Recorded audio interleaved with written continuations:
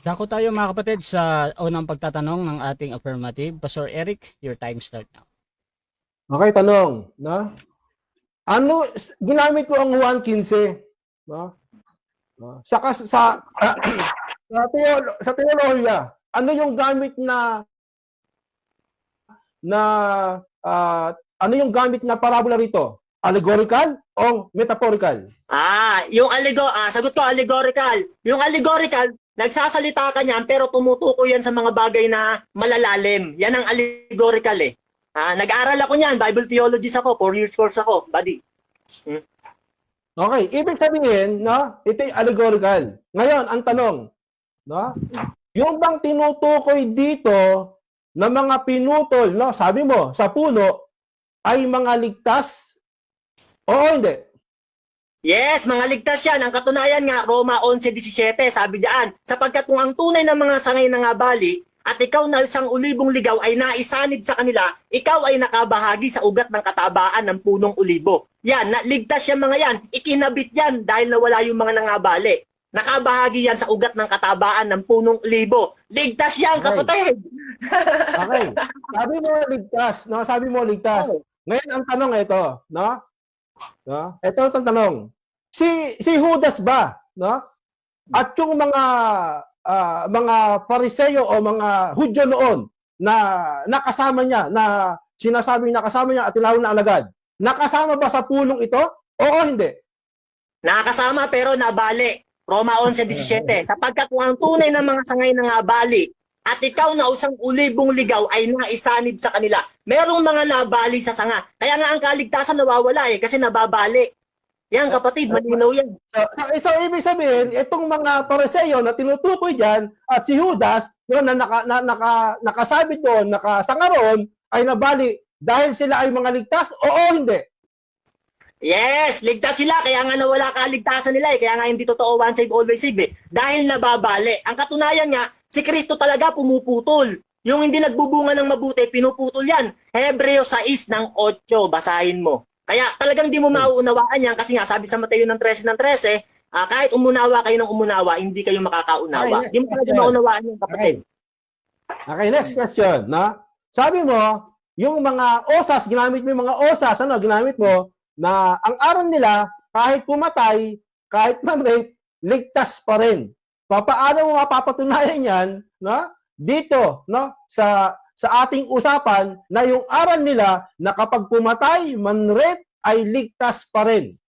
Okay. Ang doctrine ng OSAS, dati akong Baptist. Once saved, always saved.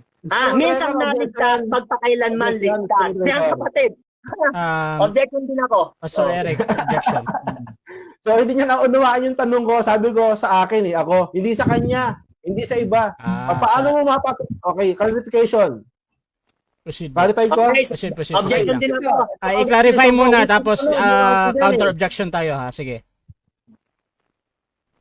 Ako na. Okay. Alam mo kapatid, kaya ako nasasabi yan, dati akong Baptist. Once saved, always saved din ako. Kaya alam ko yung doktrina ng Baptist. Galing yan sa Baptist. Okay, so ganito. I-clarify muna yung tanong ni Pastor Eric, tapos mag-object na lang si Mario kung may problem sa question ha. Bro Eric, proceed bro. Clarification tayo kasi bintang siya ng bintang sa akin, no? Na ako'y osas kahit pumatay, kahit man-rape, ligtas pa rin ako. So sabi ko, ito tanong ko, paano mapapatunayan sa usapin natin ngayon na ginamit ko sa Biblia na ako, no? Ako mismo, no? Na handang pumatay, man-rape o gumawa ng masama, no? Ay ligtas pa rin at hindi mawawala ang kaligtasan. Ako hindi ka. Okay, papatunayan ko. Papatunayan ko. 30 seconds. Papatunayan ko. Yan. Yang doktrina mo, minana mo yan kay Pastor Alex. Nung tanungin ko siya, kahit ligtas siya, pumatay, kahit pumatay siya, mang-rape siya, ligtas pa rin siya. At parehas kayo, kaya nga patutunayan mo ang tunay na ligtas ay hindi mawawala kaligtasan. Ano, kahulugan nun, kahit may free will, makapatay, ligtas pa rin kahit mang-rape. Kasi nga yan ang paksa mo, di ba? Tinatayuan mo. Huwag mong i-deny, kapatid. Huwag mong i-deny. Okay, ulitin natin. Hindi nga maunawaan. Wala naman tayong sinabi. No? Sa pakinig ng mga nanonood ngayon, sa live natin, saan ko sinabi? Objection ako, moderator. Objection ako. Wait lang, objection muna, bro Mario. Objection, bro. Sabi niya kaganina, hindi ko raw maunawaan. Sabi ko nga sa kanya, Paksa niya nga yan eh. Patutunayan nga niya, ligtas pa rin eh. Okay, At okay, hindi okay. niya mawala kaligtasan eh. Okay, Paano wait hindi lang, mo bro. mapatunayan? Okay na rin, bro. Ibig Kasi, sabihin ba yung paksa mo, okay na yan, bro. ginigiba mo Bro yun? Mario, ganito.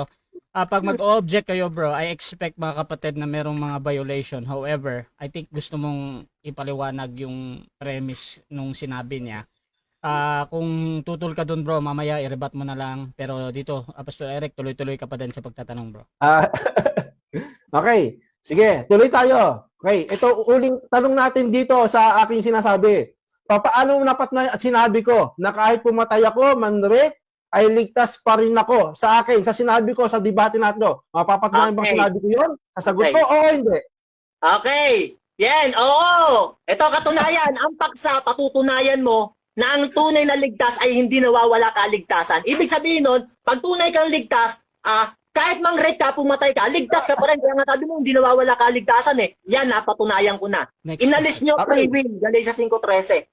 Okay. Sa Efeso 4:18, binanggit mo. Yun bang tinutukoy doon? Yung subject doon, no?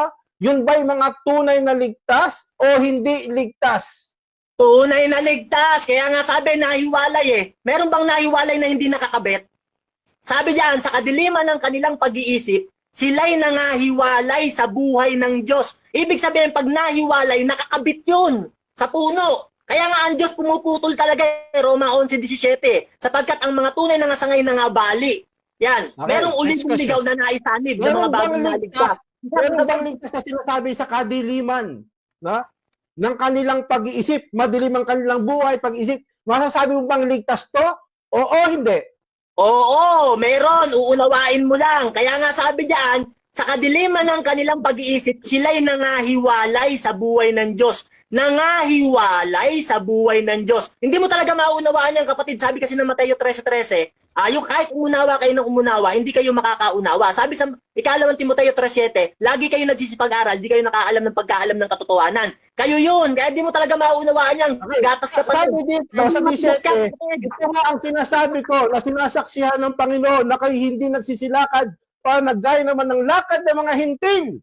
Sino yung tinutukoy dito na dalawang subject? Hintil at Hudyo. Objection. Sino yung tinutukoy sa 18? Yung bang mga ligtas o yung mga hintil na mga nasa kadiliman? Objection, moderator. Objection, proceed. Yung ang ano niya, yung boses niya, nagpuputol-putol, parang umuutot. Kaya clarify question lang ako. Okay, so, Clarify question. clarification, bro. Sige, bro. Okay. So, sabi mo kasi ligtas to. So, tatanungin kita sa 17. Sabi dito, no, sa mga sinasabi na sinasaksihan ng Panginoon, kayo hindi nagsisilakad pa ng mga lakad ng mga hintil. So, may dalawang parte pinabanggit dito, Hudyo at hintil. At sa 18, na nasa kadiliman ng kanilang pag-isip, sino tinutukoy dito? Yung mga hintil o yung mga ligtas na mga Hudyo? Yan, tinutukoy dyan, parehas. Parehas yan. Kaya nga ang Diyos sabi sa Roma ng 11, yung mga tunay na sanga nangabali. Yan, bumabali talaga ang Diyos. Ang katunayan dyan sa Efeso 18, dahil sa kadiliman ng kanilang pag-isip, sila'y nangahiwalay sa buhay na nahihiwalay ang mga hintil, pwede rin mahiwalay ang mga Hudyo. Yan, para sa lahat yun Sabi mo, dalawa sila. Ibig ba sabihin, yung mga Hudyo, no, na mga nasa Panginoon, no, at hindi sa mga hintil na wala sa kadiliman, ay nahihiwalay din dito na tinutukoy sa 18? Hiwalay ba din sila tinutukoy dito? Sabi mo, Damote, hiwalay ba sila dito, yung mga Hudyo? Nahiwalay o hindi? Yes, nahihiwalay talaga. Ang katunayan, Isaiah 59:2. Ang kasalanan ang naghihiwalay sa Diyos at sa tao. Yang salitang yan, para sa lahat ng tao yan. Talagang kaya kang ihiwalay ng kasalanan sa Diyos. Kaya nga sabi diyan ang kasalanan ang naghiwalay sa Diyos at sa tao. Kaya ang Efeso ng 4:18, para yan sa lahat. Mahihiwalay ka talaga, kapatid, pag nagpakasama ka. Next question. Sabi nito, hindi nagsisilakad na gaya ng lakad ng mga hintil. Ibig sabihin, itong mga Hudyo na to, na hindi lumalakad gaya ng mga hintil. Sinasabi mo ngayon na ito yung mga nahiwalay o hiwalay o hindi? Yes, nahiwalay nga dahil sa kadiliman ng kanilang pag-iisip Efeso 4:18, di ka talaga makakaunawa kasi sabi sa Mateo ng 13:13, kahit umunawa kayo ng umunawa, di kayo makakaunawa. Lagi kayo nagsisipag-aral, di kayo nakaalam ng katotohanan. Ang linaw-linaw nahiwalay nga sa kadiliman ng kanilang pag-iisip. Ibig sabihin, dating nasa Diyos na wala ang kaligtasan, nahiwalay, kapatid. Di mo ba makayang intindihin yan? At sa mga talata mo na binabasa mo, no, na yung kaligtasan, na tinan mo na walang hanggang kaligtasan, ay mawawala. Okay, sige, babasa ko. Meron. Yan, ito. Sa Mateo 8:12. Sapagkat ang mga anak ng karian ay Time, pawang time, itatapon sa labas. Yan na nga ang pagtangis ng kanilang mga ngipin. Time. Mga 10 ligtas minutes, siya, time. Mateo Time na. So, 13:38. time na. So, dako tayo mga kapatid sa rebuttal stage. Pero bago yan, shout